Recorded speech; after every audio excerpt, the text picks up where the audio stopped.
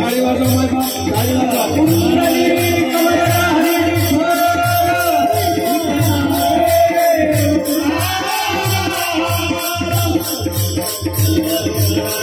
पंढरीनाथ माऊली जय म्हणा, जय म्हणा. जगद्गुरु तुकाराम महाराज की जय. श्री संत हरिओम महाराज की जय. सद्गुरु मोतीराम महाराज की जय. गुरुवर्य मारुती महाराज की जय. काळी काळी काळी काळी काळी.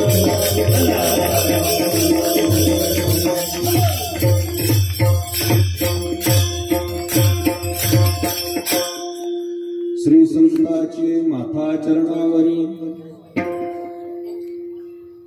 साष्टांग हे करी दंडवत. विश्रांती पावलो सांभाळा उत्तरी. 2 मिनिट थांबा, मला सोड लागला. वाढले अंतरी प्रेम सुख. डवरली हे काया कृपेच्या ओरसे. नोहे अनारिसे उतरलो. विश्रांती पावलो सांभाळा उत्तरी. वाढले अंतरी प्रेम सुख. तुका म्हणे मज न घडता सेवा. पूर्व पुण्य ठेवा ओढवला. विश्रांती पावलो सांभाळा उत्तरी. वाढले अंतरी प्रेम सुख.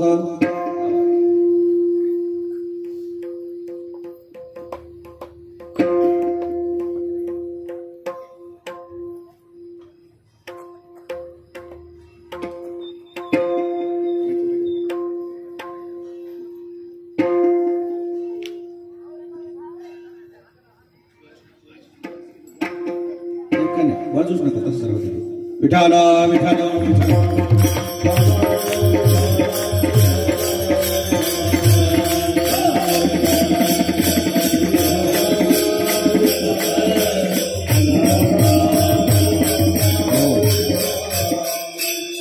आज पूजनीय वैकुंठवासी हरिभक्तीपरायण हरिभाऊ रामभाऊ महाराज गायकवाड यांच्या पुण्यतिथीच्या निमित्ताने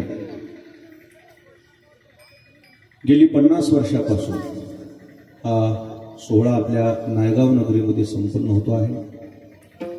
यामध्ये दुग्ध शर्करा योग यावर्षी जगद्गुरु तुकोबारायांचा संत सदेह वैकुंठ गमन सोहळा 375वा महाराष्ट्राच्या देशाच्या कान्याकोपऱ्यामध्ये प्रत्येक गावामध्ये खेड्यामध्ये वाड्यामध्ये तंड्यावर वस्तीवर साजरा होतो आहे. या निमित्तानं आपल्या गावामध्ये नायगाव नगरीमध्ये हरिभक्तीपरायण रामायणाचार्य विदर्भ रत्न गोसेवक वारकरी भूषण संजय महाराज पाचपोर बाबांची सुमधुर अशी संगीतमय रामकथा आपण श्रवण करत आहात.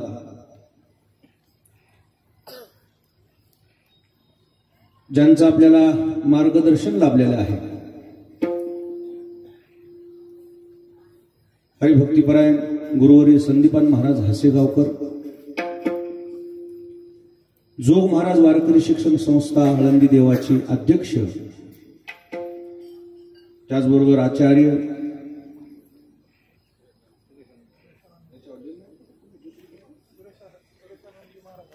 पूजनीय सुरेशानंदजी महाराज हरिद्वार, त्याचबरोबर सर्व आदरणीय जमलेले सर्व महाराज मंडळी, भजनी मंडळी, गुणीजन मंडळी, श्रोती मंडळी, माता भगिनी, नवयुवक, छोटे छोटे बालक सर्वांच्या समोर सर्वांच्या पाठांतरातला जगद्गुरु तुकोबारायांचा अभंग सेवेकरता घेतलेला आहे. सद्गुरु मोतीराम महाराजांच्या मोठ्या महाराजांच्या आशीर्वादाने, मारुतराव महाराजांच्या आशीर्वादाने सर्वजण मिळून पूजनीय हरिभाऊ महाराजांची सेवा करू. विठाला विठाला.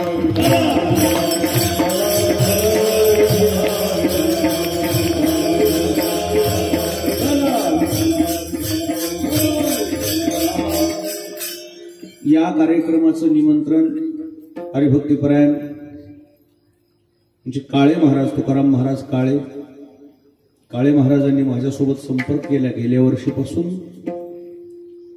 या कार्यक्रमाचं नियोजन चालू आहे आणि या सुवर्ण महोत्सवामध्ये पूजनीय हरिभाऊ महाराजांची सेवा करण्याचा योग मला येतो आहे। एकादशीचा पर्व काळ आहे, शिवरात्रीचं पर्व चालू आहे, बाकीचे कीर्तन 8:30 ते 11 आहे। मला जरा सवलत आहे, त्याच्या पाठीमागं का आहे सर्व मी काळे महाराजाला बोललो। सवलत कशामुळे, माझ्या मागं जरा जिम्मेदाऱ्या खेड्यापाड्यातल्या ज्या असते, दररोज 3-4 कीर्तन आहेत, आज 2-4 झालेत, उद्याही 2-4 आहेत, त्यामुळे थोडासा वेळ मला कमी मिळतो। कुठेही जरी विचारलं तर मी 1 तास कीर्तन करतो। मी घेतानाच म्हणू लागलो मी लय कमी कीर्तन करतो। आम्हाला किती करा फक्त आले पाहिजे। आणि माझी काही कसं नाही, इथं हाजरी लागली, मला सेवा घडली, याच्यातच मी स्वतःला भाग्यवान समजतो। किती वेळ कीर्तन केलं, आता लोक फक्त उद्या एकच चर्चा करणार, आलते का महाराज, आले, झालं, मी पासच झालो। मी कसाचा फक्त काही विद्यार्थी हाजरी उपास होते, काही विद्यार्थी कशा पास होते, हाजरी होते, तर काही अभ्यास करून पास होते। आता हे हाजरी होणारा विद्यार्थी पास आहे म्हणून मी गावकरी मंडळीला अजून एकदा विनंती करतो, कीर्तन लय हळून चलन, लयच लांबोर चलन, लयच दम धरून चलन असा विचार करू नका। तुम्ही याच्या आधी कीर्तन संपल, जरा लवकर मंदिराकडे या, आपल्या मठाकडे, आपल्या मंडपाकडे या, आपल्याला कळकळीची विनंती आहे। विठाला विठाला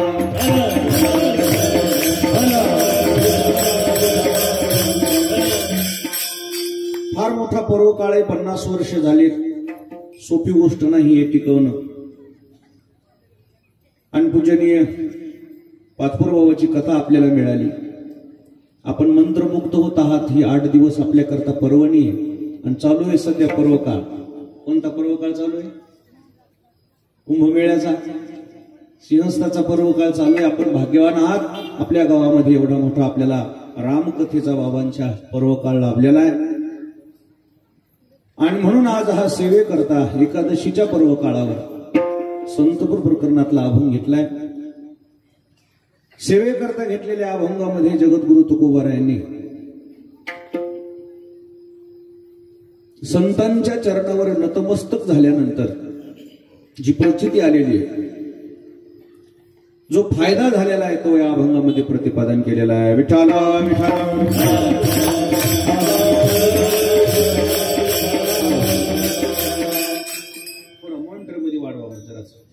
काय करावं लागतं मला काय समजेल। फार सुंदर सिस्टीम आहे, आता बाबाचाच आशीर्वाद। या सिस्टीमवर कीर्तन थोडे कमी करायला मिळते आम्हाला। आता आमचं वातावरणच तिकडे खेडे पाडे वाड्या, बाबाचं हे काम, एक बाबाच दर्दी आहेत संगीतातले, बाबालाच सगळा भजनाचा आनंद घ्यावासा वाटतो, म्हणून मुद्दाम हे फार एक सुंदर नियोजन आहे आपलं। विठाला विठाला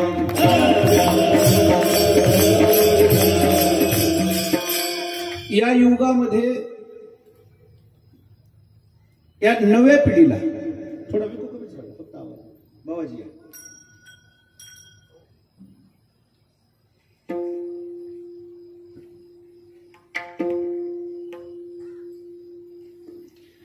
पूजनीय बाबाजी आपल्या ज्ञानमंडपामध्ये स्थानापन्न झालेले बाबाच्या चरणावर नतमस्तक होतो। विठाला विठाला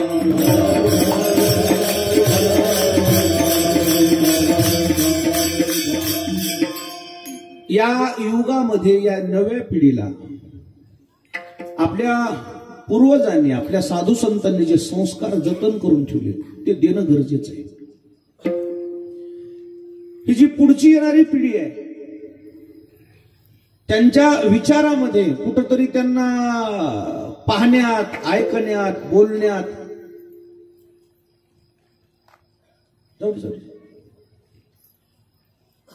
मला हेच तर सांगायचं, या पुढच्या पिढीमध्ये, येणाऱ्या पिढीमध्ये ऐकण्यात, पाहण्यात, बोलण्यात नम्रताच राहील नाही। आणि ह्या पिढीत फक्त नम्रता आहे।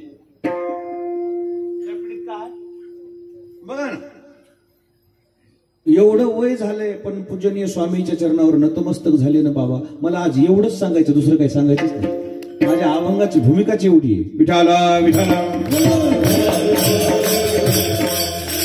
पुढच्या पिढीला काय रोग झालाय कोणास ठाऊक, पाया पडावं, हात जोडावं, नतमस्तक व्हावं हे शब्द त्यांच्या डिक्शनरीमध्येच नाहीत. त्यांचा येणारा जो काळ आहे तो पाश्चात्य देशातल्या लोकांचा काळ आहे. हातात हात द्यायचा काळ आहे त्यांचा. हस्त आंदोलन करायचा काळ आहे. गुड मॉर्निंग, गुड आफ्टरनून, अजून काय असतं, गुड इव्हिनिंग आणि गुड नाईट. काय करायचं त्यांचा हे निघालाय ट्रेड. हस्तांदोलन करायचा ट्रेड निघालाय.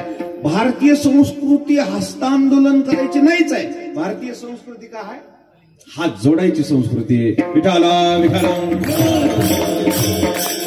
आपली नम्रता तिथं आपल्या संस्काराची आपल्या तिथं दिसून येते. बाबा उठून पाया पडली आणि मला आज सगळं पाया पडण्याशिवाय दुसरं काही सांगायचंच नाही.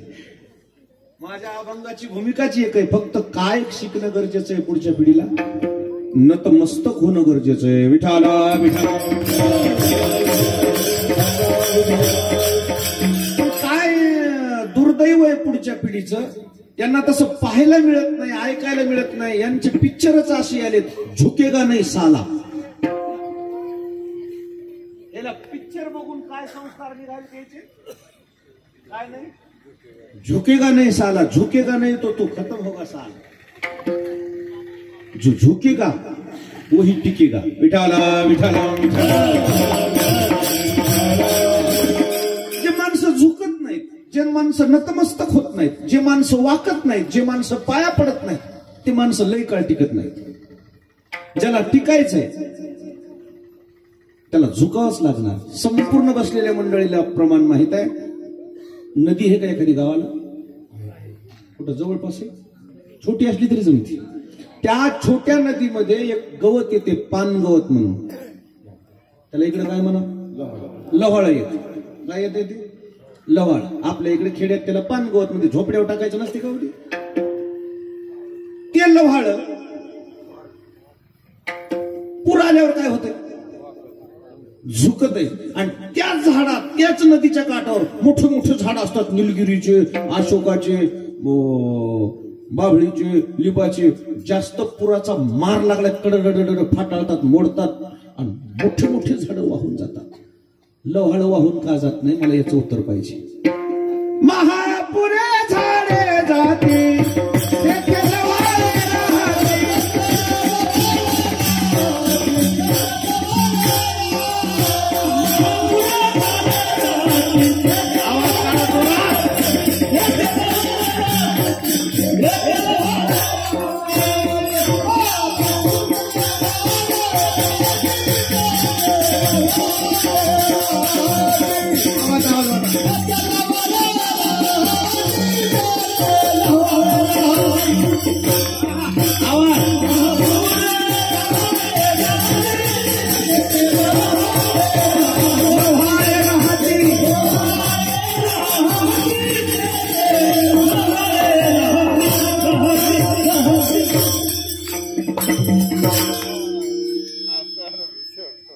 महापुरे झाडे जाती तेथे लव्हाळे राहती. झाड मोडून पडतात का हो? झुकत नाहीत ना ते. आणि लव्हाळ पूर आले की झुकते, पूर ओसरला की पुन्हा लव्हाळ जसं तसं उभा राहते. त्याची नम्रता त्याला वाचवते. म्हणजे येणारा पुढचा वर्ग आहे, येणारी पुढची पिढी आहे, त्याला आपल्याला लहानपणापासून सांगावं लागणार आहे, तुला नतमस्तक झाल्याशिवाय पर्याय नाही, तुला हात जोडल्याशिवाय पर्याय नाही, तुला पाया पडल्याशिवाय पर्याय नाही. जग येणारं वाईट आहे. डायरेक्ट पेणारी माणसं डायरेक्ट वाहन आपल्या गाडीवर अंगावर घालायली. त्याच्यापेक्षा आपण हुशारी करावं, आपण खाली उतरावं. तूच मोठा, तो बाप मोठा, तो कसं म्हणावं? करणार काय मला सांगा? संध्याकाळी 6च्या नंतर गाडी चालवणं म्हणजे तारेवरली कसरत आहे, जीवावरली गोळी आहे.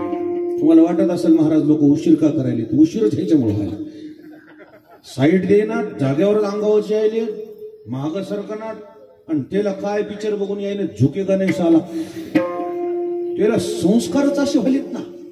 कोणापुढे झुकत नाही, मी वाकत नाही, मी माघार घेत नाही. जे माणसं असं करतात ना ते लई टिकत नाही. विठाला विठाला.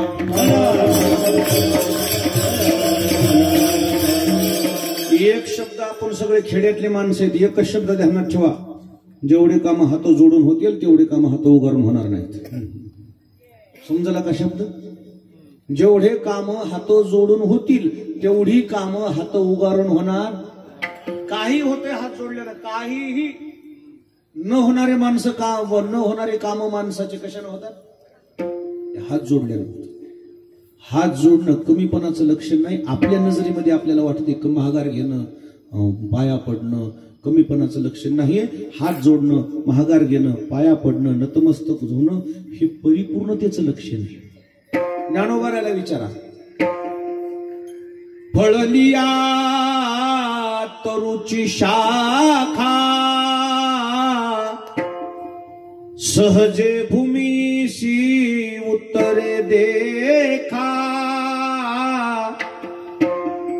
तैसा जीव मात्रा असे खालावती जे. आता या आपल्या खेड्याने आंब्याला मोहर लागला, बारीक बारीक काय लागल्या, कैऱ्या लागल्या. ह्याच कैऱ्या जेवढ्या जेवढ्या जड होत गेल्या, कोय धरली की फांद्या काय होतात, फळले ते लवे भारे. जे झाड फळ लागले ज्या झाडाला ते झाड झुकतात, आणि जे वाण झाड आहेत ते, जे झाड वांज आहेत तेच विचारायला मी, ते कसे जशाला तसेच आहेत ते. म्हणजे झुकणं परिपूर्णतेचं लक्षण आहे की अपूर्णतेचं लक्षण आहे? हे परिपूर्णतेचं लक्षण आहे. झुकणं हे मोठेपणाचं लक्षण आहे, लहानपणाचं लक्षण नाही. विठाला विठाला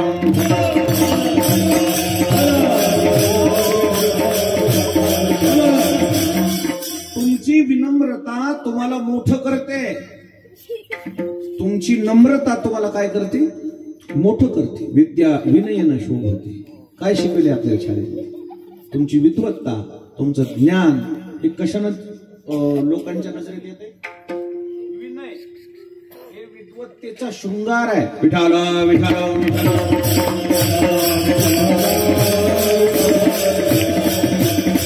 म्हणून आमचे हे जे सांप्रदायिक जे जुने आमचे साधू संत आहेत ना, त्यांनी सुरुवातच अशी केली, विना जरी घ्यायचा असेल, अगोदर विना घेणाऱ्यानं काय करायचं, पाया पडायचं.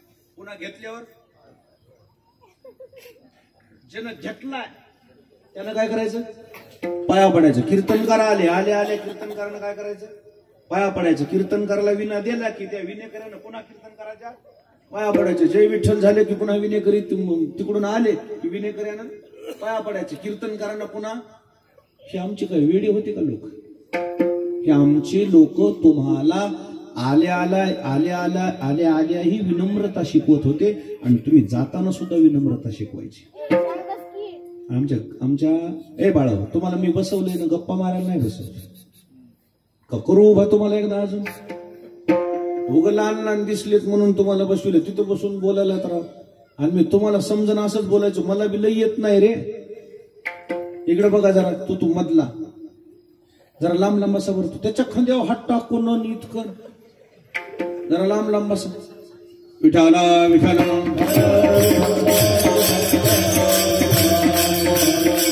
टाळी टाळी टाळी टाळी टाळी.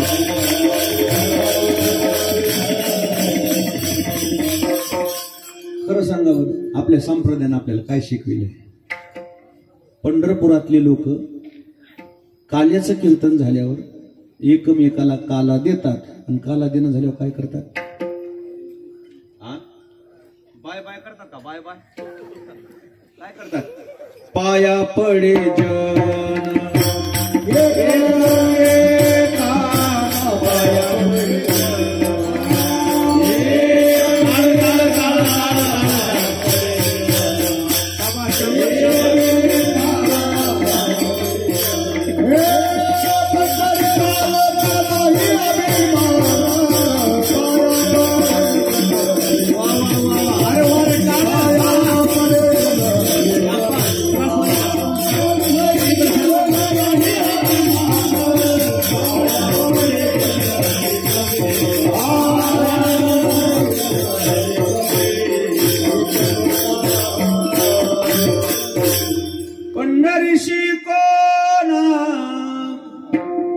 नाही अभिमान,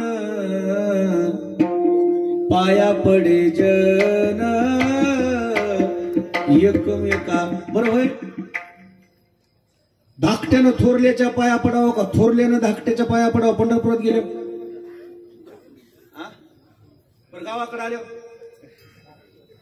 गावाकडे आल्यावर धाकट्यानं थोरल्याच्या पाया पडावं आणि पंढरपुरात गेल्यावर थोरलं धाकट काय झालं?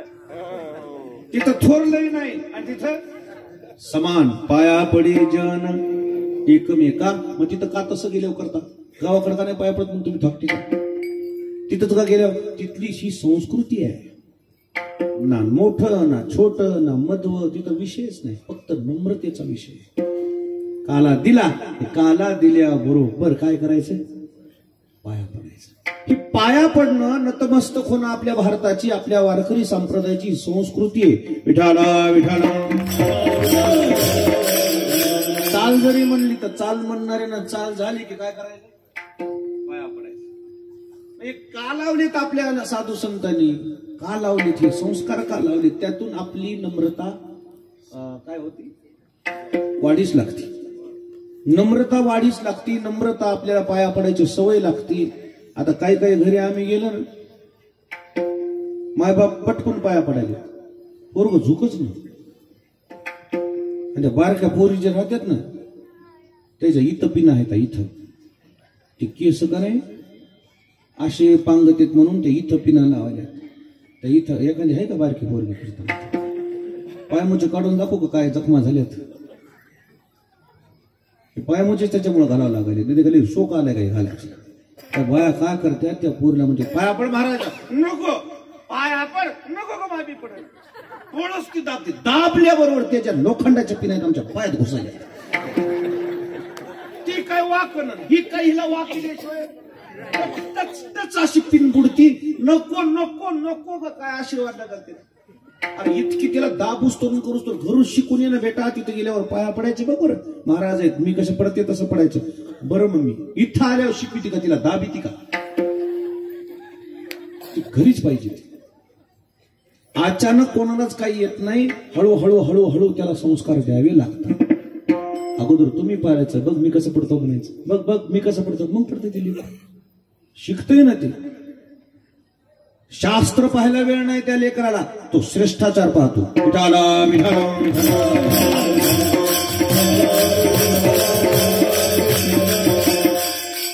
तुम्ही जेवढी तुमची नम्रता लेकरासमोर दाखवाल, लेकरं तेवढी तुमचं अनुकरण करतील. तुमच्यातच नम्रता नसेल, तुम्हीच कुठं माघार घेतली नसेल, तुम्हीच जाऊ द्या कधी म्हणले नसेल, तुम्हीच कधी कोणाला क्षमा केली नसेल, तर लेकर तितकी आडमुठ होतात. तुमच्यावर लेकराचं सगळं भवितव्य. आणि म्हणून पाया पडणं, नतमस्तक होणं. आता तर नवीनच पाया पडायचं काढे ह्या टीव्ही बघून पोरी. डोकं टेकवायचं नकोच. मग मामीजी दर्शन करते हा हातरून घ्याली सुरपाट्यातलं काय करंट लागायला की नवीन निघाले नवीन.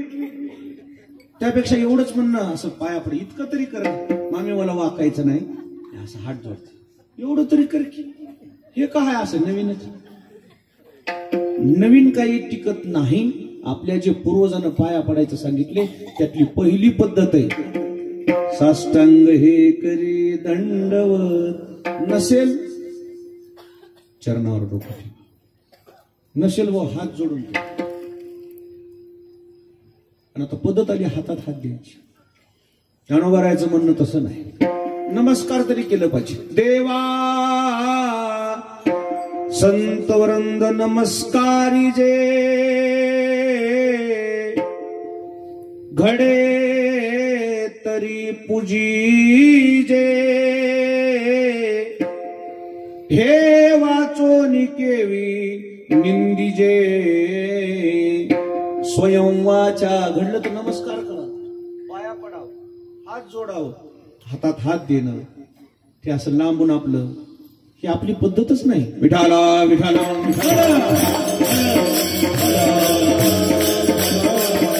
न होणारी कामं पाया पडल्यानं होतात. अनेक फायदे होतात. आता जुने माणसं हे विचारा, गाई म्हशी वळलेली माणसं, ढोर वळलेली माणसं, तिकडे काय गुरु म्हणावं का ढोरच म्हणू? बरं म्हणजे समजाले ढोरं वळलेल्या माणसाला विचारा, जे गुरखी माणसं आहे त्याला विचारा, किती जरी ढोरं वळणारा माणूस असला तरी ढोरं धानाला पडल्याशिवाय राहत, कुपाट्या लावलेल्या राहू द्या. एखादी ओडाळ गाय कुपाटीहून उडी हाणून जाते, कुपाटी मोडती कडकड कडकड कडकड पायानं जाणार, धाट खाणार, मकचन मग रस्त्याला येणार. लाव किती कुपाट्या लावतो तू. ढोरं वळणाऱ्या माणसाला विचारा, एक माणूस असं ढोरं वळ लागलं, पण ढोरं वळणाऱ्याला जुन्या काळातल्या गुरख्याला रेडिओचा नाद होता. रेडिओचा करमणुकी करता काही नाही होते. रेडिओच्या नादात ती एक जण बसलो ढोरं वळीत, त्याची ढोरं कशी धानाला पडली त्याला पताच नाही. बसलं गाणी ऐकीत, तुरीच्या पाट्याला ढोरं गेली सगळीच. 10-12 ढोर एकदाच तुरीच्या पाट्याला पडल्यावर काय राहणार आहे त्याच्यामध्ये. ते घरधनीच्या पलीकडून आऊत हाणू लागला, त्यानं पहिले ढोरं लांबून तिथूनच चाबूक होता, तुटाटीचा वादीचा चाबूक होता खांद्यावर, तिथूनच तिथं हाक मारा, ढोर रे. आता ते का मारून दाखव कशी हाक मारायची, त्यानं कशी मारली. आता हे कधी मारून दाखव, हे शूटिंग करायला नाही का, मारून दाखवली असती. तिथूनच त्यानं जो मोरडाला सुरुवात केली, ढोर कोणाचे 2-3 शिव्या तिथूनच दिल्या. तितक्यात हे रेडिओवाल्याच्या कानावर त्याचा आवाज, गुरख्याच्या कानावर कोणाचा आवाज आला, मालकाचा आवाज आल्यावर ह्या घरांनी माय जागा देऊन बघितलं तर सगळ्या तुरीच्या पाटाला 10-12 ढोर शिरले. शेंडे शेंडे शेंडे शेंडे खात, म्हणजे काय त्याला काय तिथं काय लगे पोहे खाल्ल्यासारखं काम आहे.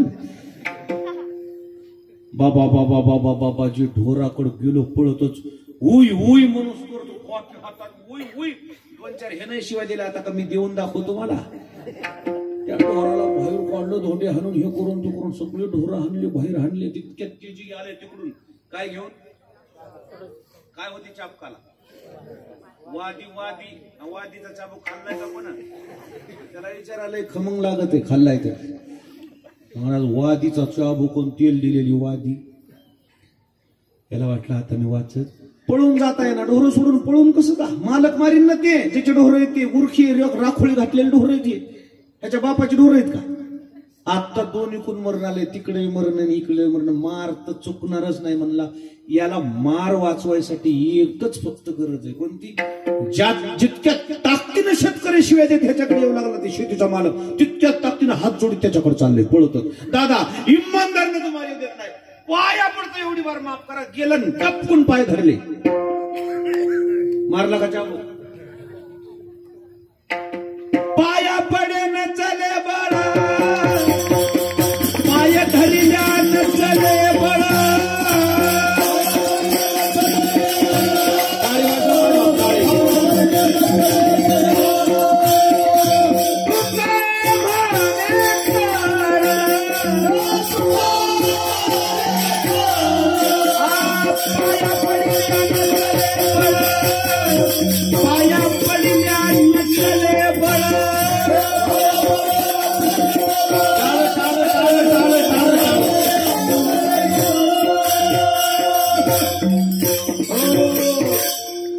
कुरखी जाणून त्याच्या पायावर लोळणं.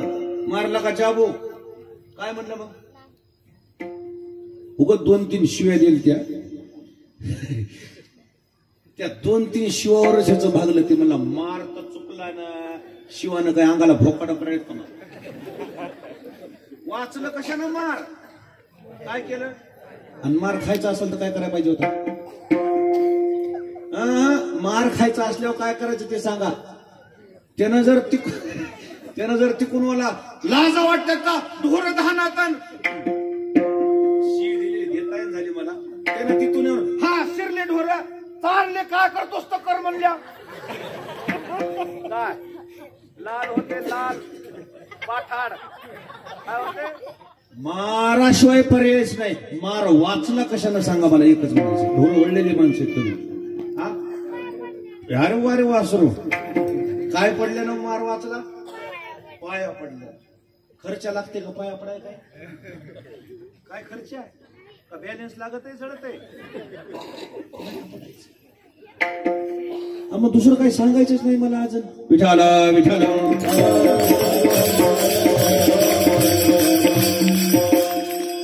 जेवढ्या सुना आहेत नाही तर कीर्तनात काहीच म्हणाय नाही, नुसतं सुनाच म्हणलोय की. हसाय सुरू, जेवढ्या कीर्तनातल्या सुना आहेत निघालेला दिवस सुखानं कडीला काढायचा का तुम्हाला? सुखानं काहीच नाही. माझं एकच ऐकायचं, घटवट गाईचा म्हशीच्या दुधाचा चहा, घटवट आणि शिंगल बशी भरून. बर किती शिंगल बशी भरून घटवट दुधाचा चहा. सकाळी सकाळी सासूला पाजायचं आणि म्हणायचं आत्या पाया पडू दे. चहा पाजीनं आणि सगळ्या गावाच्या देखत अंगणामध्ये सासूच्या पाया पडले. पाया पडल्याबरोबर हिचा अर्धा राग आधीच जिरत आहे. कोणाचा? ही रात्रभर झोपली नव्हती, रात्रभर विचार करीत होती हिनं की नाही ही असं असं चूक केलंय, हिचं हे चुकलंय, आता हिला उद्या तो कितीच. हिच्या मनात असा विचार होता, असा भांडून भांडून भांडून तिचा काय मला शब्द समजून इकडला काय होता जे असेल ते समजलं ना तुम्हाला. तितक्यात ही पोरगी गेली शिंगल बशी भरून असा खटवट दुधाचा मसळच्या दुधाचा चहा, अशी वरी सॉय आली त्याच्यावर. कशावर? चहावर. आत्या चहा घ्या बरं. माय तोंडच धुतलं नाही. तोंड धुवा बरं. कवर ती कालची एकादश आहे, तुम्ही असं कर जाऊ नका. माय मला हे पटत नाही. आपलं काही असू जा, पण हे लोक म्हणते तर मग आणि तुम्ही तसंच उठा बरं. याव का हे बिटको म्हणजे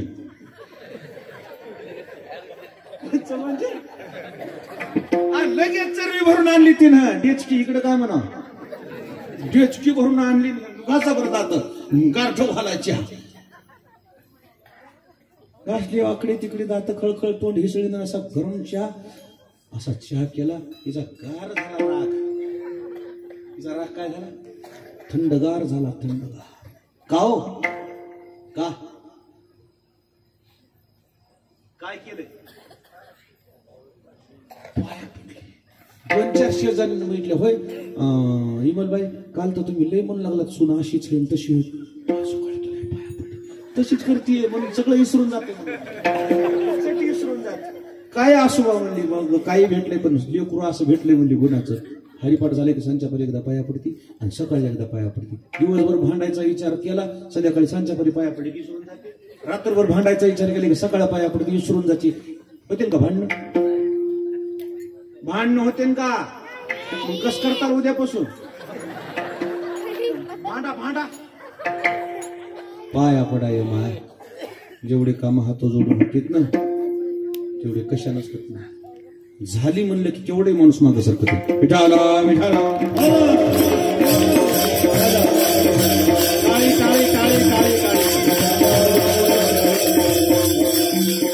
झाली म्हणल्यावर काय असते म्हणजे माफ करते माणूस. माफ करते.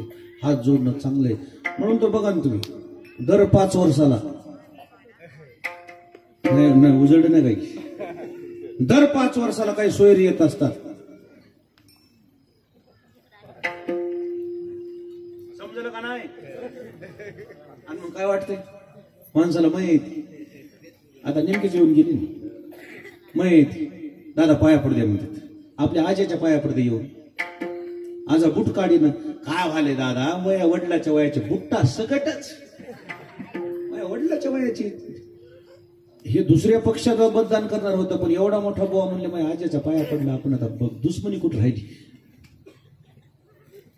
त्यालाच मतदान. हात जोडल्याने किती कामं होतात बघा. न होणारे कामं हात जोडल्याने होतात, न होणारी कामं हात पाया पडल्याने होतात. पाया पडणं कमीपणाचं लक्षण नाही. ज्याला काम करून घ्यायचंय त्यानं वाद घालायचा नाही, हात जोडून निघून जायचं. विठाला विठाला. तसं खरं सांगू का चांगल्या माणसाला लय हात जोडीत जाऊ नये. ते जाणून बुजूनच चांगलं आहे. कोणाला हात जोडीत जाऊ जास्त? कोणाला? दुर्जनम प्रथमम वंदे. पुढचं काय येत नाही की मला? सज्जनम तज्ञ. संस्कृत येत नाही मला. काय सांगावं कतही संस्कृत येत नाही. आता हे जेवढं धकायले मग कसं धकायले मोय मलाच माहित नाही. जे चलायले फक्त हे गुरु परंपरेच्या नावावर चालायले. पण एकच सांगतो तुम्हाला सज्जनाला लय हात जोडायची गरज नाही. जास्त हात कोणाला जोडले पाहिजे? दुर्जनात हात जोडले पाहिजे.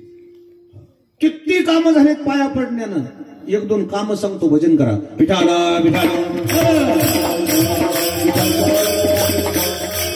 अभिवादनशीलस्य नित्यमूर्धपसेविना चत्वारी तस्य वर्धन्ते आयु विद्या यशो बलम. पाया पडल्यानं आयुष्य वाढते, पाया पडल्यानं विद्या वाढते, पाया पडल्यानं बळ वाढते आणि पाया पडल्यानं यश येते. विठाला विठाला.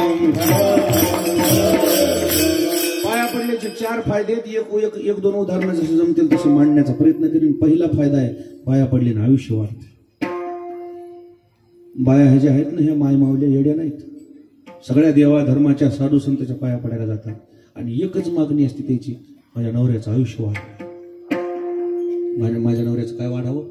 आयुष्य वाढावं, मला कुंकू लिहायला मिळावं जन्मभर. याच्यापेक्षा काय मागतात त्या देवाला? नवरा मराव म्हणून कोणी देवाच्या पाया पडतात का? मला सांगा बरं. नवऱ्याचं आयुष्य वाढावं म्हणून पाया पडतात. नेवाशा नावाच्या गावामध्ये पैठणहून शुद्धीपत्रक घेऊन भगवान श्री ज्ञानोबाराय, निवृत्तीनाथ दादा, सोपन काका, मुक्ताबाई आळंदीकडे निघाले. नेवाशामध्ये मुक्कामाला आले. रस्त्यामध्ये येत असताना समोरून एक अंतविधी निघालेली, अंतयात्रा निघालेली. त्या अंतयात्रेमध्ये एक माय माऊली त्या अंतयात्रेच्या पाठीमागे सगळ्या लहान थोर मंडळीच्या पाया पडत पडत पडत पडत निघाली होती. ज्ञानोबारायाच्या, निवृत्तीनाथांच्या, सोपन काकाच्या, मुक्ताईच्या त्या वेशभूषेकडे पाहून त्या मायमाऊलीच्या लक्षात आले कोणीतरी हे दिव्य पुरुष आहेत, कोणीतरी सत्पुरुष आहेत. आपलं तर आता या जगामधलं हे शेवटचा दिवस आहे. आपण असंच जर सगळ्यांच्या पाया पडत चाललोय तर याही महात्म्याच्या पाया पडलं तर काय हरकत आहे? गेली आणि ज्ञानोबारायाच्या चरणावर डोकं ठेवलं. ज्ञानोबारायाच्या मुखातून आशीर्वाद निघाला, सौभाग्यवती. पण बाई हुशार होती. ती मायमाऊली म्हणली, महाराज सौभाग्यवती भव, आशीर्वाद देताय तुम्ही, पण या जन्माचा आहे की पुढच्या जन्माचा आहे? म्हणजे हे चौघाच्या खांद्यावरलं माझं सौभाग्य आहे, आता अर्ध्या तासात जळून ढण राख होणार आहे, कस काय आशीर्वाद देताय तुम्ही? ज्ञानोबारायांनी खाली ठेवायला लावलं आणि खाली ठेवलेल्या त्या ग्रस्ताकडे ज्ञानोबारायांनी एक दृष्टी टाकली. झोपीतला माणूस जसा जागा करावा, ज्ञानोबारायांनी त्यांना जिवंत केलं आणि त्यांचं नाव सच्चिदानंद बाबा. आणि त्यांच्याकडून ज्ञानेश्वरी लिहून घेतली. ज्ञानोबारायाची ज्ञानेश्वरी पाहणं शेवटचा अध्याय. शके 1212 तै टीका केली ज्ञानेश्वरे. सच्चिदानंद बाबा आदरे लेखको झाला. कोण आहेत ज्ञानेश्वरीचे लेखक? लेखकाला आधी जिवंत केले बाबा आणि मग काय करून घेतले त्यांच्याकडून. आणि म्हणून ते आमचे जुने अभंग आहेत. मेले माणूस चित्त उठविले. हे काय साधू संतांचा अधिकार साधा आहे का? जिवंत केले त्यांना. आणि त्या दिवशी ती माय माऊली म्हणली, महाराज आजपासून आमचं जीवन तुमच्या सेवेत समर्पित आहे. म्हणजे आम्ही नेवाशात राहणार आहात काही काळ, आम्हाला ज्ञानेश्वरी लिहायची मदत कराल का? म्हणले मी लेखकच आहे. त्यांच्याकडून ज्ञानेश्वरी लिहून घेतली. का हो? सच्चिदानंद बाबाचं आयुष्य वाढण्याच्या पाठीमागचं धोरण तर लक्षात आलं आपल्याला. काय केली त्या माय माऊलीनं ज्ञानोबारायचं? नतमस्तक झाली, आशीर्वाद लागला. म्हणून बाया माणसानं सत्पुरुषाच्या पाया पडायला जात असताना तुम्ही सौभाग्यवती आहात अशा पद्धतीचे सौभाग्यवतीचे अलंकार अंगावर घालून पाया पडायला गेले पाहिजे. साधू संतांच्या पाया पडल्याचं काय तुम्हाला किती उदाहरण येतं बघा. तुम्हाला काय सांगू, पण मी आता मागं विसरून जाईल तरी एक सांगतोच. विठाला विठाला. भीष्माचार्यांनी दुर्योधनानं टोचून बोलल्यामुळे, माझ्या शब्दाकडे ध्यान द्या, दुर्योधनाच्या टोचून बोलण्यामुळे भीष्माचार्याने कोणती प्रतिज्ञा केली? उद्या सूर्योदयापासून तर सूर्यास्तापर्यंत निष्पांडवी पृथ्वी करील, एकही पांडव पृथ्वी ठेवणार नाही. कोणाची प्रतिज्ञा आहे? भीष्माचार्याची प्रतिज्ञा. आजवर खोटी झाली आहे का? लागली रडायला द्रौपदी. द्रौपदीचं रडणं सुरू झालं. देवाचा धावा केला, देव धावतच आले. देव म्हणले द्रौपदी रडायला काय झालं? काय नाही म्हणले, कृष्णा आताच माझ्या तोंडाकडे बघ बापा, उद्या माझं तोंड तुला दाखवायसारखं होणार राहणार नाही, पांढरं तोंड होणार आहे उद्या. अशा अपशब्द बोलू नको. म्हणजे झालं काय? उद्या नवरीच राहणार नाहीत म्हणली, म्हणजे काय तोंड दाखवतो?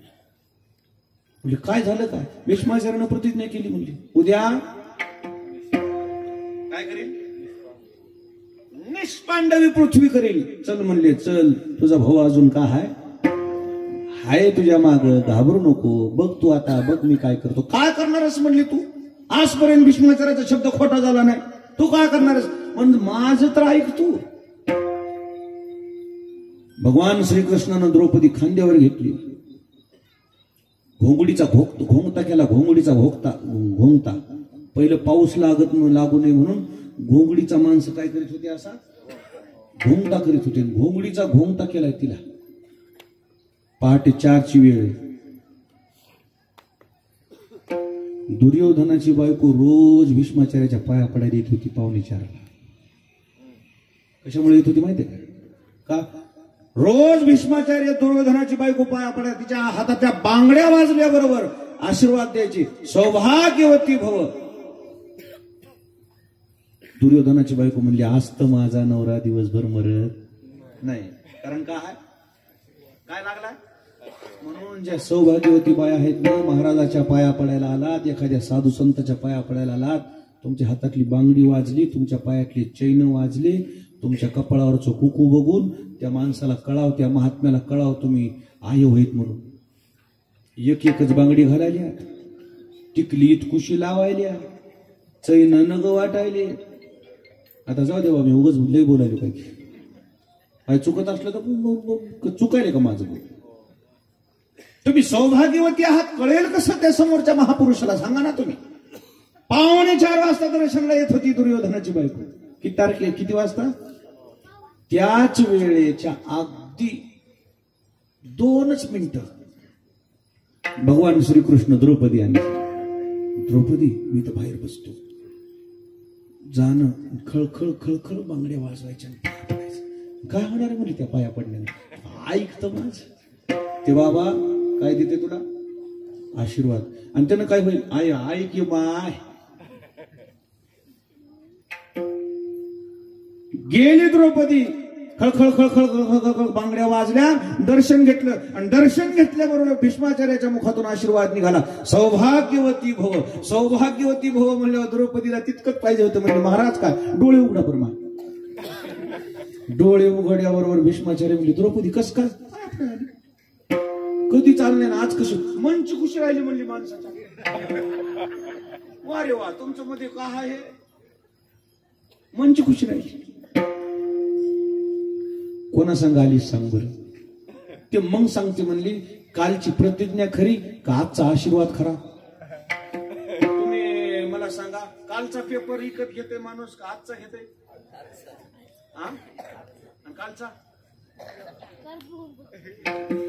कालचा काय झाला?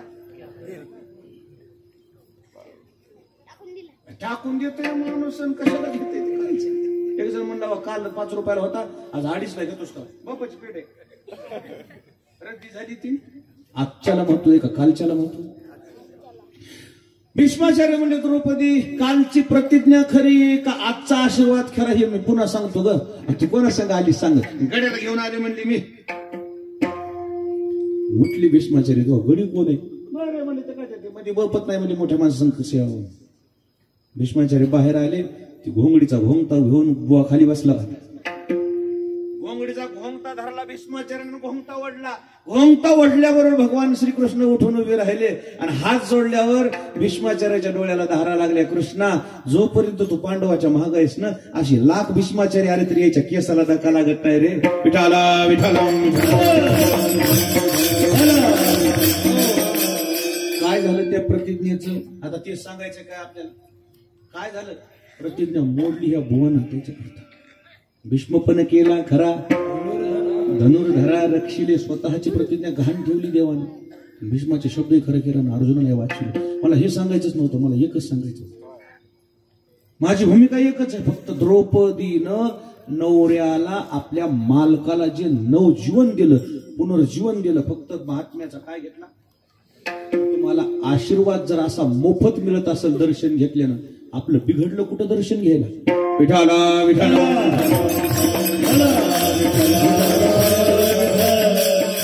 आणि झुकल्याशिवाय वाकल्याशिवाय पाया पडल्याशिवाय तुम्हाला आशीर्वाद तरी कसा मिळेल मला सांगा. कसं मिळेल आशीर्वाद? मोठा हल्लेले आहेत का? मोठा लाल भटकेवाले बाबा मोठ हाणली का? मोठ हाणली का? मोठ हाणली बर. मोठ ज्या वेळेस त्या धावच म्हणा का त्याला, त्या धावावरून महाग सरकावं लागतात बैल. कुठवर येतात बैल? थारोळ्या पस्तूर. इकडे काय म्हणतात? वाप्या पस्तूर बैल आले महाग वडीत सर सर अगदी बैल महाग वडले की मोठ कुठे टेकती? पाण्याला. आणि आपोआपच भरती. हो म्हणा, आपोआप भरती का ती मोठ पाण्याजवळ गेल्या? काय वडावं लागते मग? त्याचा नाडान सौंदड वडलं की ती मोठ वाकती झुकती, आणि झुकली की मोठ भरणं, आणि मग पुन्हा ते सौंदड वडणं, पुन्हा दी म्हणले की मग येणं, मग थारोळ्यात भडभड भडभड भडभड पाणी पडणं. मोठ भरण्याकरता सुद्धा मोठला काय करावं लागते? पाण्याजवळ गेल्यावर झुकावं लागते. पौऱ्यानं पाणी शेणले का? पौरा सोडल्या भरते का? लय पौरी बी नमरी. 2-3 हसाडे देऊन, हिसके देऊन, इकडे एकदा करणं, तिकडे एकदा करणं, झोपविणं, वाकविणं, आणि मग बटकन वाजत. मग अर्धा भरला, पुन्हा सोडले का बटकन, मग पूर्ण भरलं, आणि मग उपतीवरी पौरा येते भरून. पहुरा सुद्धा भरण्याकरता त्या पहुऱ्याला पाण्याजवळ गेल्यावर काय करावं लागते? वाकावं लागते, झुकावं लागते. मग नतमस्तक झाल्याशिवाय नाही झुकलं तर मोठ भरणं, नाही झुकलं तर पहुरा भरणं. इथं तर परमार्थ आहे, इथं झुकावंच लागणार. आणि म्हणून पाया पडल्यानं फायदा होतो, नुकसान होत नाही. पहिला फायदा सांगितलाय, आयुष्य कोणाचं वाढलं?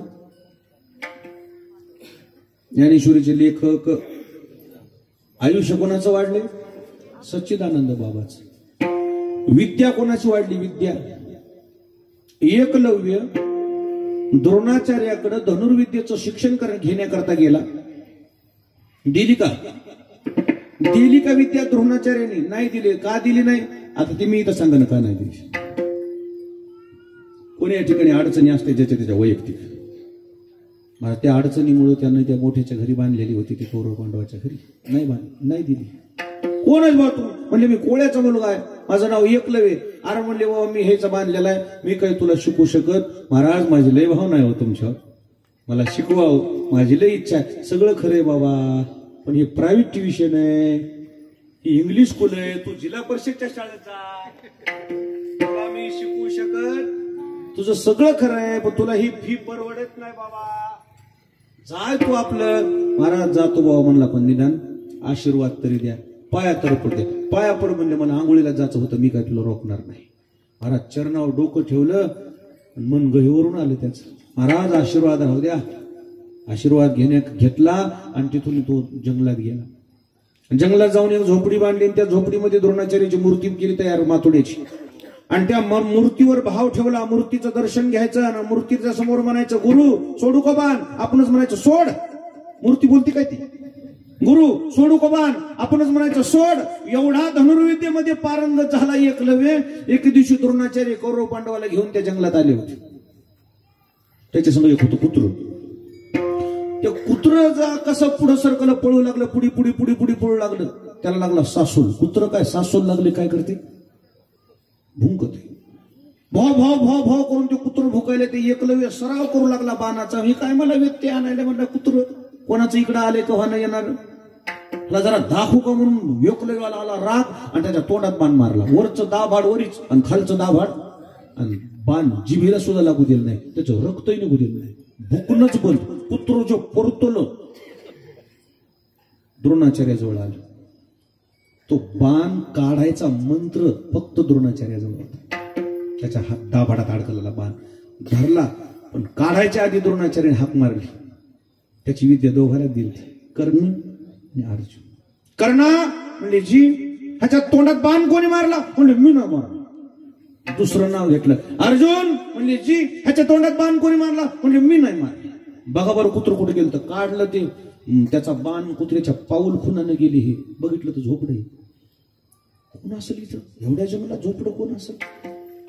पाहिली तर मूर्ती दिसायली, कोणीतरी महात्म्याची मूर्ती दिसायली, दाढीवाले महापुरुष आहेत. कोण असतील? कोण आहे का? कोण आहे का म्हणलं झोपड्याच्या महाग सराव करणारा कोण होता? एकलव्य पुढे आला, म्हणजे मीच. तेवढ्यात द्रोणाचार्य तिथं आले. कोण रे तू? महाराज आठवतंय का? म्हणले मी काही दिवसापूर्वी आपल्याकडे आलो होतो शिकण्याकरता. तुमची अडचण होती, तुम्हाला शिकवलं नाही, हरकत नाही, पण माझी भावना होती तुमच्या. ही मूर्ती कोणाची? म्हणजे तुमचीच. ह्या कुत्र्याच्या तोंडात बाण कोणी मारला? म्हणले मी. तुला शिकवलंय कोण? म्हणलं तुम्हीच. कोणा शिकवलंय? शिकवलंय का हे ना? कस काय आलं? ज्ञानोबराला विचारा ना, मी काय पदरचं सांगतो का? विठाला विठाला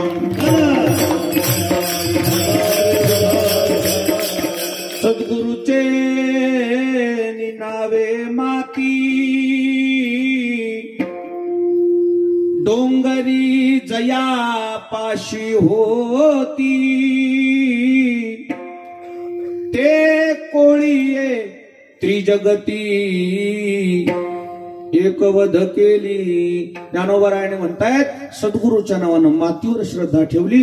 मातीवर, मातीच्या अर्थातच गुरुच्या पाया, गुरु म्हणून त्या मातीच्या पाया पडला, आणि त्या पाया पडण्याचा फळ कशात तरबेज झाला? धनुर्विद्येमध्ये तरबेज झाला. अजूनही त्याच्या नावानं एकलव्य. एकलव्याला जाऊन किती वर्ष झाले? 5000. किती वर्ष झाले एकलव्याला मरून? 5000 वर्ष झाले. तरीही त्या एकलव्याचं नाव जिवंत आहे. आता त्याच्या नावानं कोचिंग क्लासेस आहेत म्हण का नाही? तर होय हो. तुमचं नाव काय? हा सांगा बरं गणेश सर. एकलव्याचं नाव कोचिंग क्लास आहेत का नाही? मग आम्ही खोटं बोलत का? मग एकलव्य 5000 वर्षापूर्वीचा, तरी त्याचं नाव जिवंत राहते. म्हणजे त्याची श्रद्धा आणि त्याची निष्ठा, त्याची मेहनत, त्याची नम्रता, त्याच्या गुरुवरच्या भावनेमुळे त्याचं नाव जिवंत आहे. तो दर्शनार्थी आहे, दर्शनार्थी. विठाला विठाला. विद्येमध्ये पारंगत एकलव्य झाला. बळ मारुतीरायाचं वाढलं. मारुतीराय गेले जन्माला आल्याच काय खायला? पाड म्हणजे पाड पिवळा जरा निघाले, मारली उड्डाण. म्हणले बाबा मला भूक लागली आणि मला हे खावंच लागतं. लयच मस्त पिकलं हे फळ. फळ होतं होई ते. मारली उड्डाण निघाले की लोक म्हणले अरे हे न जर गिळला हे सूर्य.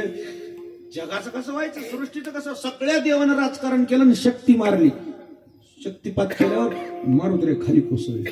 आशक्त झाले मारुतीराय. त्यावेळेस मारुतीरायला सांगण्यात आलं होतं की मारुती घाबरू नका, तुम्हाला एक असं दिव्य दर्शन होणार आहे. त्या दर्शनाने गेलेली शक्ती सगळी तुमची जशी तशी पुन्हा परत. बळ मारुतीरायाचं वाढलं, दर्शनाचा फायदा. आणि चौथा फायदा आहे, यश धर्मराजाला आलं. दररोज युद्ध होताना, युद्धच धर्मयुद्ध होतं ना. सूर्योदयाला सुरू आणि सूर्यास्तमानाला बंद.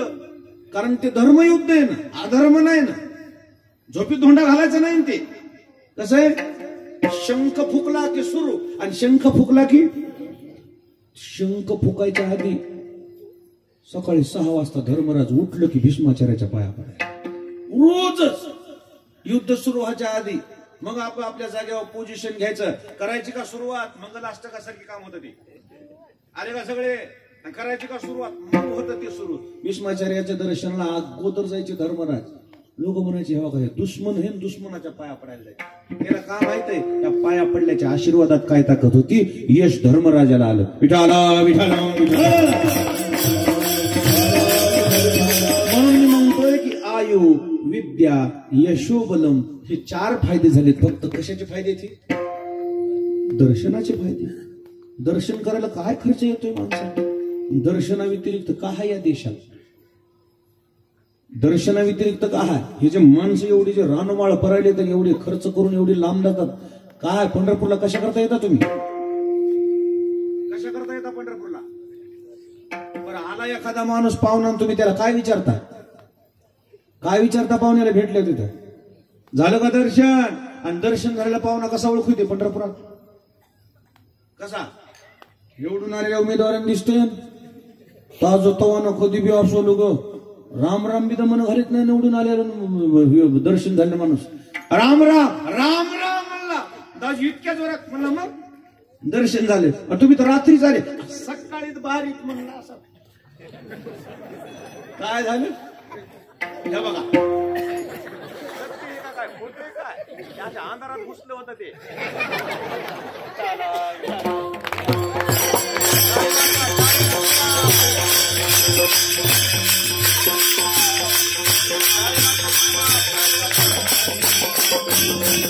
वाजवा टाळी वाजवा ना, तेवढी वेळ तुमची संधी आहे तुम्हाला भजन करायचं.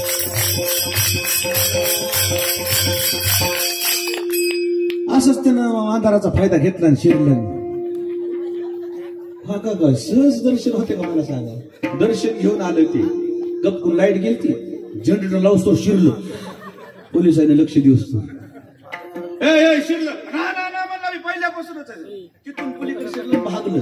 दर्शन घेऊन घरला आल्यावर मठात आल्यावर दुसरं एक माणूस मला कोण लावणार. दर्शन झालं मला माझ्या माणूस कसं हे बोळ होत. गेलं बाबा, त्याच्या ध्यानातच नाही पोलिस पुढे खुर्ची बसलेली. पोलिसांना सगळं ते वरी बसायचं नाही, त्या दादऱ्यावर पोलीसवाले साहेब बसले होते. अशी आलं शिरलं तसं काय मी शिरलो ना पाना असं पदशीर चालायला मी लय वाटोळ झाला लागलेला आहे बारीला असं मस्त चालायला. त्या पोलीसवाल्याला म्हणलं माऊली या इकडं. त्याला वाटलं दुसरं कोणा नाही नाही तुम्हालाच माऊली. मला हो माऊली तुम्हालाच, या इकडं या जरा या इकडं बाहेर. साहेब जाऊ द्या बाहेर या, बाहेर जरा मोकळ्या पटांगणात या. साहेब जाऊ द्या माहीच जाऊ द्या तुम्हाला मैशपती जाऊ द्या इकडे या. 2 जण म्हणले द्या बरं जरा दक्षिणा द्या बरं माऊली. लय कवा लावले बाई बारीला कधी लागले माऊली. बाबा लय वेळ लागलो बाबा लय तिथे 4 पत्र. बर पत्राच्या शेडपासून लागले. तोंडावर तो वाटणच नाही नाही आता तोंड धुतलं इथं जरा जरा फ्रेश झालो आता दर्शन. बर मग अजून फ्रेश करतो तिकडे. असा बेत होता ते रबलाचा निघालाय पोलीसवाल्याजवळ. तोंड हांड्याचे पळाले मायो बापो मठा. जी गेलेला माणूस म्हणला झालं दर्शन. म्हणला हो हे काय बघ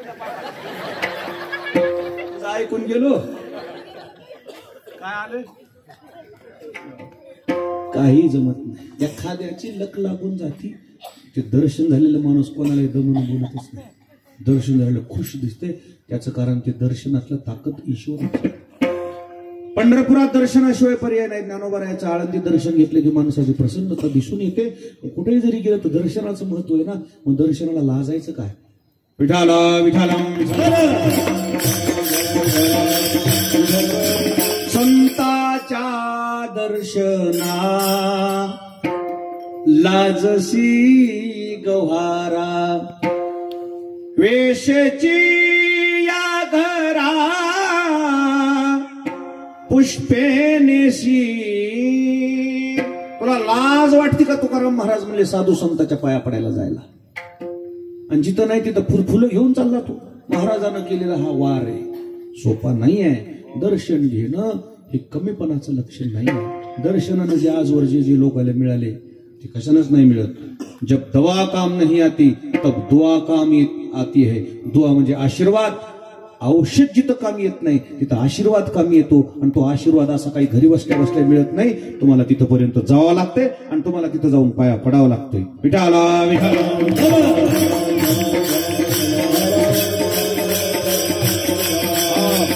साधू संतांच्या दर्शनातलं सामर्थ्य किती आहे. एक राजघराणं होऊन गेले या महाराष्ट्राच्या आणि कर्नाटकच्या बाउंड्रीवर. 5-6 मुली होत्या त्या राजाला. मुलगाच नाही. राणी गर्भवती राहिल्यावर राजानं राणीला धमकी दिली, आता जर या वेळेला तुला मुलगा नाही झाला तर तुलाही कापून टाकेन आणि त्या मुलीलाही कापून टाकेन. गर्भवती राणी तब्येतच खालावली तिची. दाशी हुशार होती. त्या दाशीनं विचारलं राणी साहेब एक विचारू का. काय तुमची तब्येत का खराब झाली. ती राणी म्हणली, बाई तुला काय सांगावं,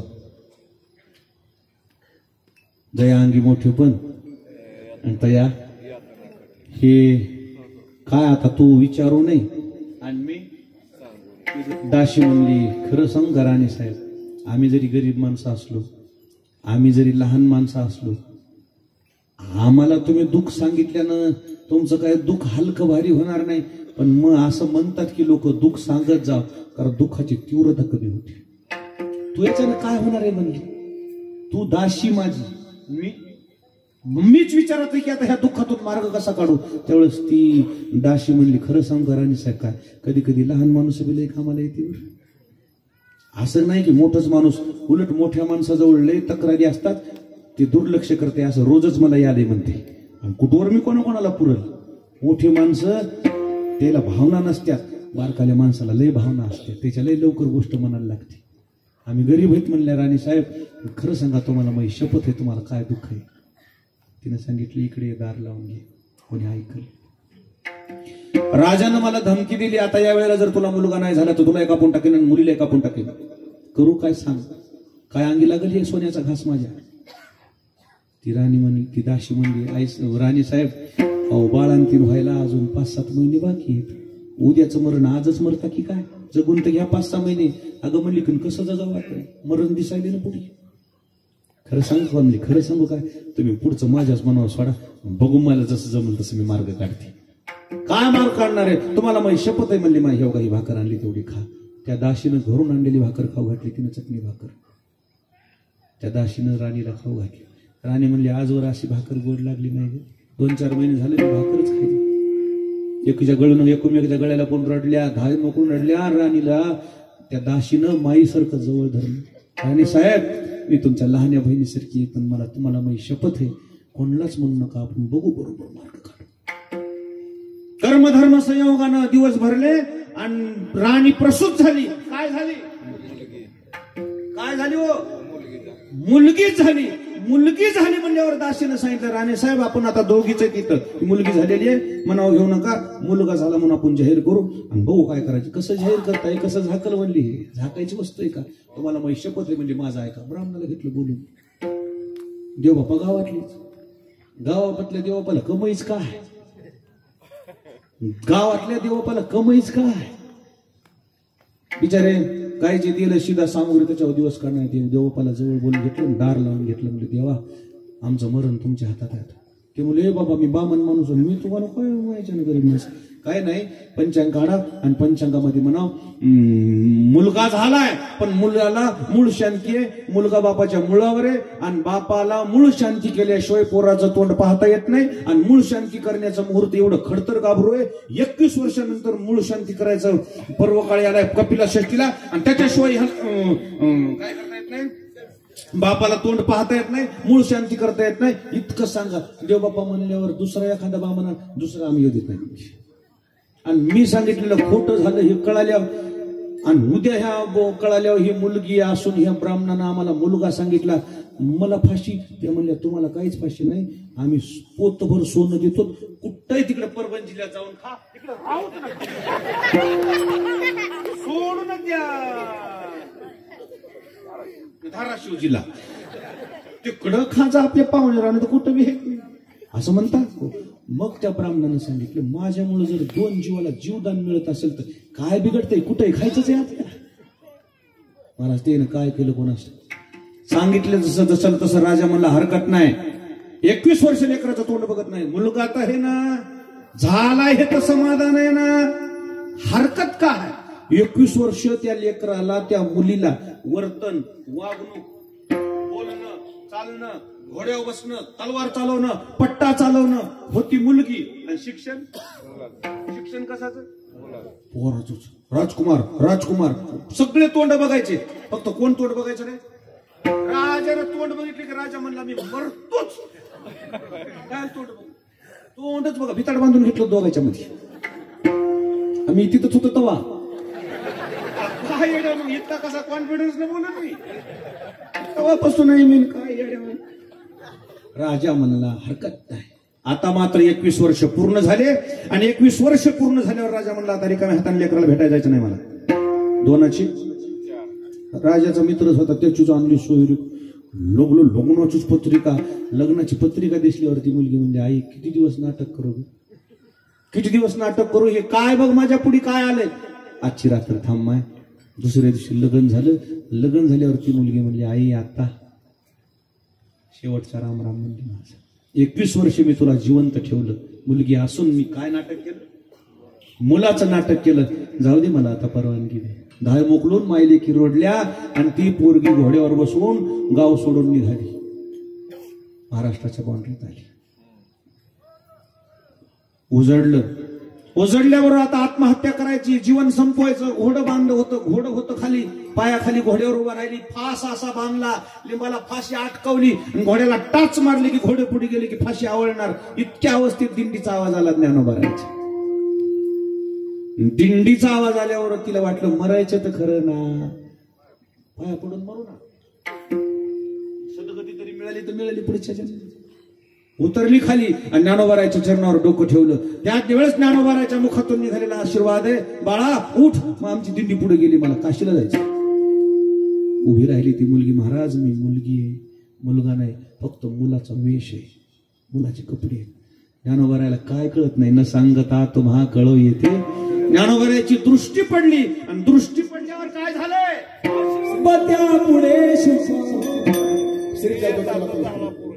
बरं जाऊ द्या, आता जाऊ द्या. विठाला विठाला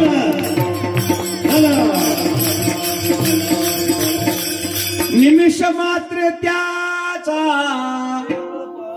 देह पालटीला, स्त्रीचा तो केला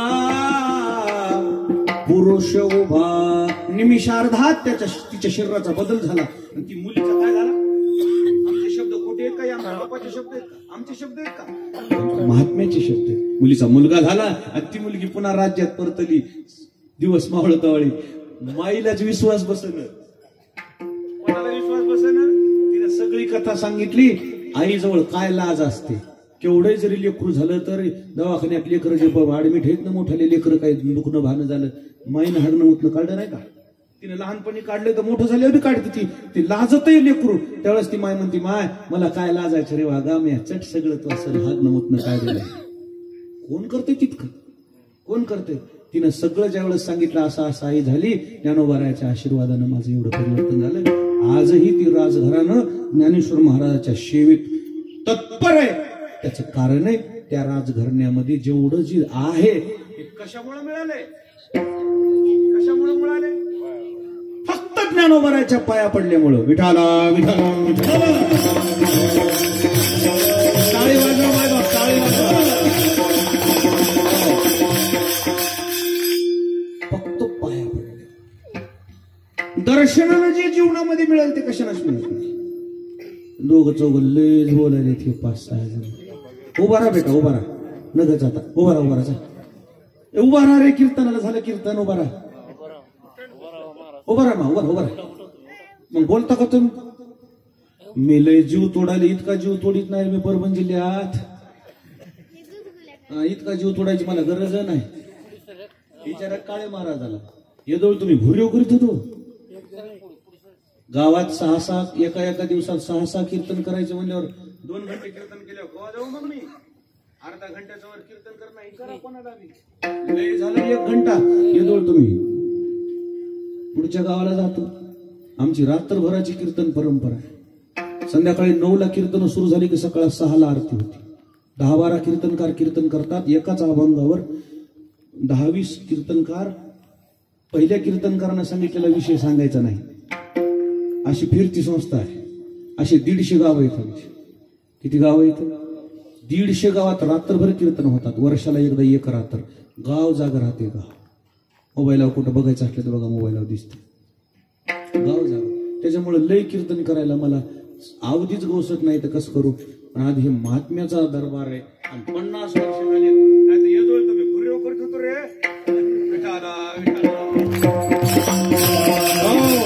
माझी मगासपासूनची तळमळ आहे माय बाप, दुसरं काहीच नाही. जे दर्शनाने मिळत आहे ते कशानंच मिळत नाही, कशानंच मिळत नाही, कशानंच मिळत नाही. जे दर्शनानं होते ते कशानंच होत नाही. जे नम्रतेनं होते ते नम्रीपणानं होत नाही. जे पाया पडल्यानं होत नाही होते ते कशानंच कशानंच होत नाही. पण जेवढं जमल व्यवहारिक जीवन असो की पारमार्थिक जीवन असो तिथं झुकलंच पाहिजे. विठाला विठाला एवढे मोठे साधू संत होती पण ह्याच्यातली नम्रता बघा ना. सकळाच्या पाया सकळाच्या पाया सकळाच्या पाया माझे दंडवत. बोला माय बाप.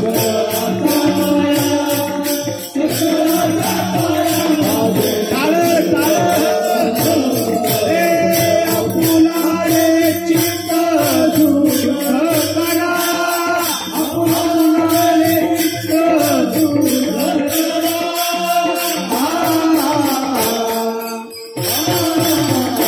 सगळाच्या पाया सगळाच्या पाया सगळाच्या पाया माझे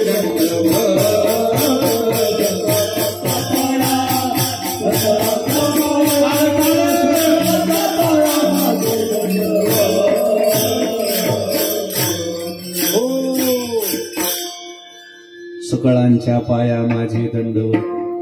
आपुलाले चित्त शुद्ध करा.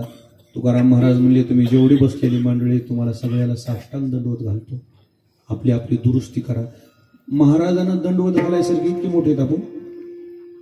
महाराजाला कमीपणा वाटला का आपल्या पाया पडायचा. मोठी माणसं लहान नसतात, मोठे माणसं मोठी असतात. मोठ्या माणसाचे मोठेपणच तिथे दिसून येते. कसं दिसून येते. त्याला काही वाटत नाही झुकायला. त्याला काही वाटत कमीपणा वाटत नाही. आणि म्हणून नतमस्तक होणं दर्शन घेणं पाया पडणं हे चांगुलपणाचं लक्षण आहे. कमीपणाचं लक्षण नाही. आता ही ट्रेडच आलाय. मी कुठं झुकणार नाही मी कोणापुढे वाकणार नाही मला काय नको. तसे नको. आपली संस्कृती आहे बाप. आपल्या पूर्वजाची संस्कृती आपल्या पूर्वजाची संस्कृती पाया पडायची आहे. आणि म्हणून जगद्गुरु तुकोबाराला ज्यावेळी विचारले गेले की महाराज असा लोकांचा भास आहे की कुठं पाया पडायचं नाही कोणाच्या पुढे झुकायचं नाही. तुकोबारा म्हणले तसं नाही. जिथं नाही तिथं तिथं झुकू नका ना तुम्ही. व्यवहारात सेटलमेंट करण्याकरता रातोरात कोणाची जाऊन पाय धरायला नाक घासायलाच नाही तिथं. आणि इथं काय तुम्हाला नडलंय तुम्हाला कमीपणा. साधू संतांचं काय संस्कार आहेत बघा ना. मस्तक ठेंगणा मस्तक. बोला बोला माझा.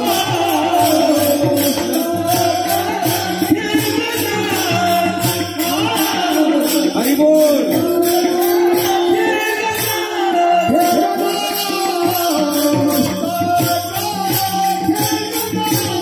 बोला बोला बोला बोला बोला.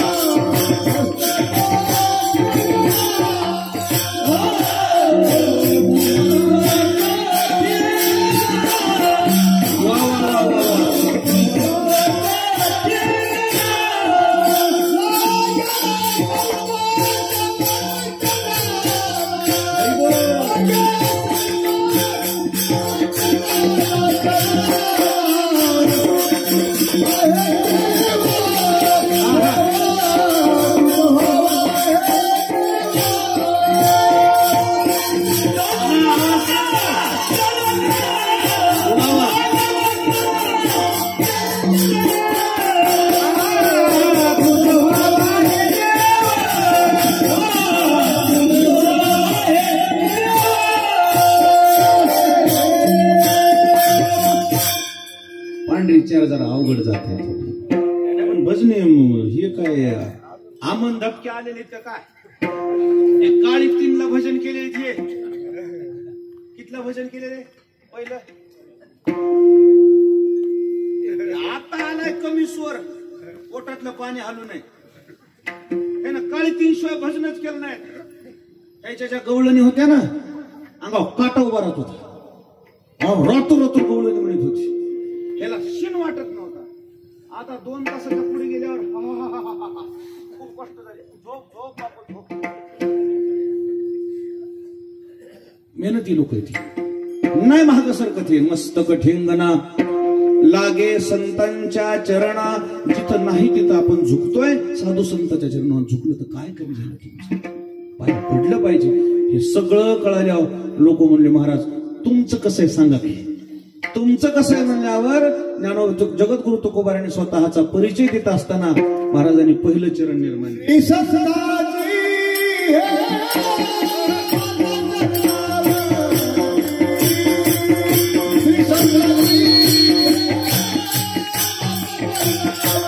सगळे म्हणू लागो मायबाप, सगळे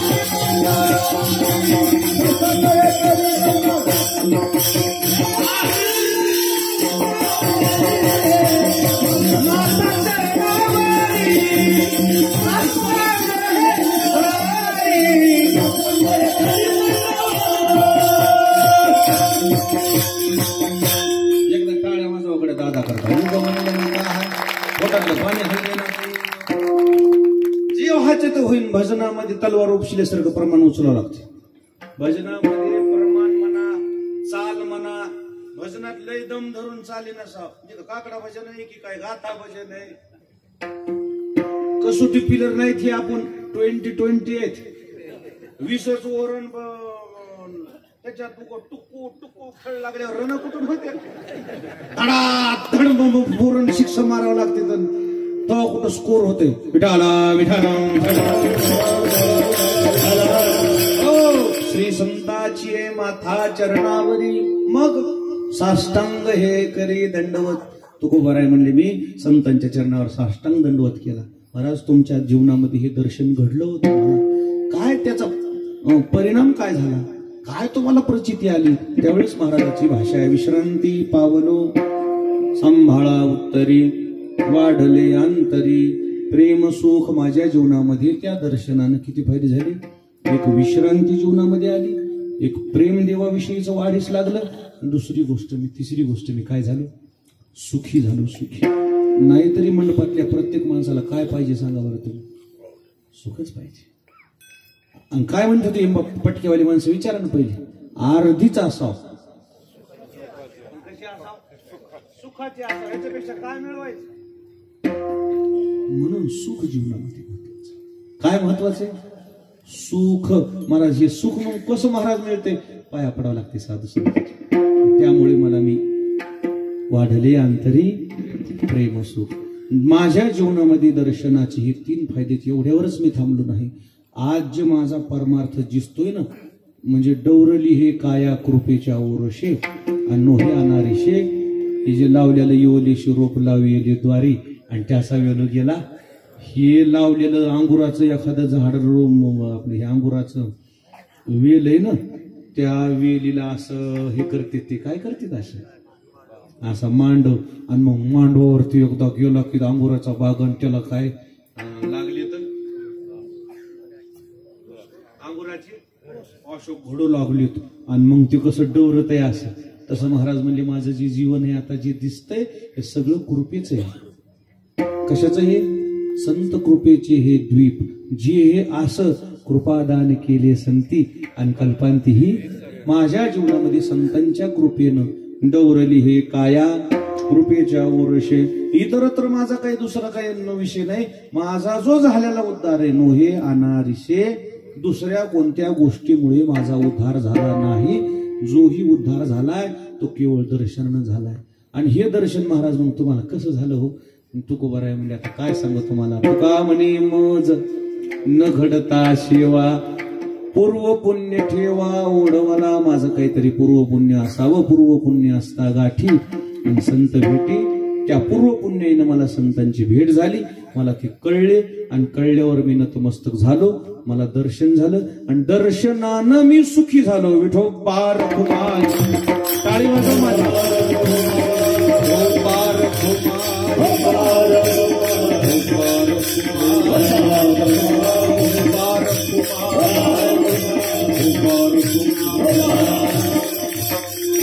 साधूच्या दर्शनाने जीवनामध्ये जे परिवर्तन होईल इतरत्र सहजासहजी दुसरीकडे तितक्या लवकर कशानंच होणार नाही. आणि म्हणून माणसाने लाजत जाऊ नये.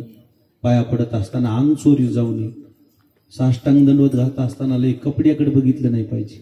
नर कपड नको डरत आहे, नर कपड नको नाही. म्हणजे कपडे मळतील माणूस कपडे भीतेत, कपड्याला मळतील म्हणून माणसं भीतेत. पण हे कपडे मळतील म्हणून इथं दंडवत घालीत नाहीत. आणि हे कपड्याचा विचार करून जर नरकात गेले होते तर कपड्याचं काय राहिलं मग सगळं शरीरच वाया जाते की. मग जेवढं होईल तेवढं लाजायचं नाही. आताही पंढरपुरात गेले होते जुने माणसं दर्शन झालं बाहेर आले की असं कोण धरून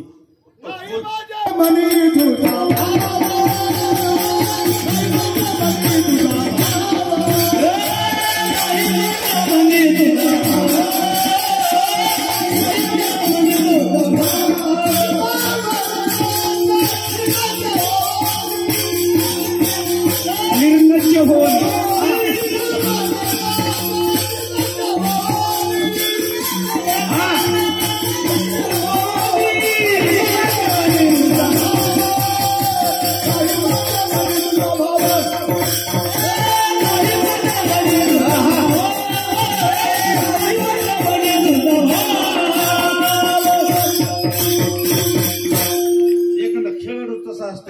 स्वतःच्या जीवावर मॅच काढते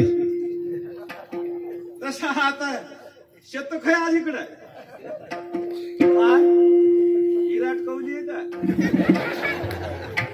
का भ्यायचंच नाही. तुटू का फाटू मग अहो का लाजू लाजू तुटले तिथंच भजन. मग न ग बाबा तू काय करला जे आहे तर मग कर. नाही मरू का वाचू एकटा लढायला निघाल्यावर मग काय घाबरायचं नाही. माझा आवाजच बसून मग मी उद्या चाली कसं म्हणून तू आराम आणूनच म्हणल्याशिवाय अंगाची आग झाल्याशिवाय ही ती हृदयापर्यंत आपले जात नाही. हृदयापर्यंत जायला अंगाची आगच व्हावं लागतं. म्हणते ती पांढरी चर्च मग आगच होती ना. मग त्याच्यामुळे तर लोक म्हणा लय बेजारी मलाच करमत नाही आग झाल्याशी. माझं मलाच वाटतंय आपल्या हृदयाला जर चांगलं वाटत नाही तर ह्याच्या कुठं हृदयाला चांगलं वाटत. आपल्याच आत्मा आनंदा करता आपल्या सुखाकरता बोलायचे, आपल्या सुखाकरता भजन करायचे. काय शब्द गुढ प्रमाण वापरले. तुका म्हणे नाचे निर्लज्जपणे निर्लज्ज होनी नाही माझे मनी. काय माझ्या जीवनामध्ये काय मला नाचंदीच काय ना पुढे मारून साष्टांग दंडवत घालते. नवीन जीनच्या पॅन्टीवाले म्हणते पाया पडायची पद्धत आहे माय. तू तिकडे हातात हात देऊन देतो मास्तराच्या गुड मॉर्निंग गुड मॉर्निंग. इथं लाज नाही जमत. इथं साष्टांग दंडवत घालावं लागतं. काय घालावं लागतं? घालीन लोटांगण वंदिनी चरण डोळ्यानं पाहिन. इथं लोटांगण इथं दंडवत इथं नतमस्तक झाल्यामुळे तुकोबाराय म्हणले मी सुखी झालो. आणि म्हणून साधूच्या आणि देवाच्या पाया पडत असताना अंग चोरायचं नाही. काठी जशी पडल्यावर काठी सरसकट पडते तसं सरसकट संतांच्या चरणावर नतमस्तक व्हा. जीवनामध्ये तुम्हाला काहीच अडचण येणार नाही. म्हणून या पूजनीय वैकुंठवासी हरिभक्तीपरायण हरिभाऊ महाराज रामभाऊ महाराज गायकवाड यांच्या 50व्या पुण्यतिथीच्या निमित्तानं कोणचा सुवर्ण महोत्सवाच्या निमित्तानं सर्व नायगावकर आणि पंचक्रोशीतून जमलेले सर्व साधक वर्ग पूजनीय ज्ञानसिंधू हरिभक्तीपरायण संदीपन महाराज हासेगावकर अध्यक्ष जोग महाराज वारकरी शिक्षण संस्था भाऊच्या मार्गदर्शनाने पूजनीय शास्त्रीजींच्या उपस्थितीमध्ये आचार्य सुरेशानंदजी महाराजांच्या उपस्थितीमध्ये हा सोहळा संपन्न होतोय. मला काळे महाराजांनी या कार्यक्रमासाठी बऱ्याच दिवसापूर्वी संपर्क झाला. केव्हा झाला असेल आपला संपर्क? गेल्या वर्ष, पुढच्या वर्ष आमचा सप्ताह आहे. एवढ्या लांबली तारीख नाही घ्यायची. बऱ्याच या जवळपासच्या खेड्यातल्या लोकांना वाटलं येता व्यवस्था रसा नाही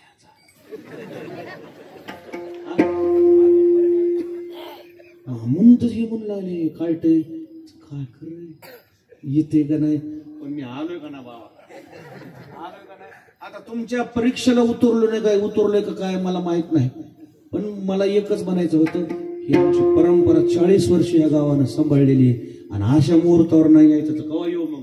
पुढच्या वर्षी काय मी येणार नाही. पुढच्या वर्षी मला तिकडेच कार्यक्रम असतात. फक्त मी हे पर्वकाळ गाठला की पुन्हा जर हे पर्वकाळ आपल्या जीवनात येणार आहे का. 144 वर्षाच्या नंतर जसा कुंभमेळा आलाय तसा हे आज हे नायगाव करता हे कुंभमेळाच आहे. नायगाव करता हे अमृत महोत्सवच आहे. हे फार मोठा पर्वकाळ आहे. सुवर्ण महोत्सव तुम्हाला मिळालाय, तुम्ही भाग्यवान आहात. आता मी काही चाली म्हणून देत नाही गड्या, मी चाली म्हणून तर पुढच्या कीर्तनाला जातो. Dnyaneshwar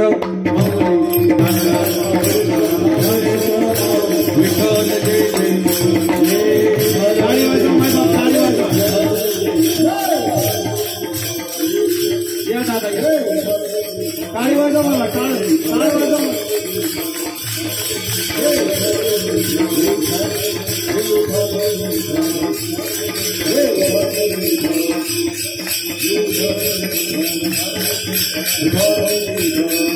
Thank you.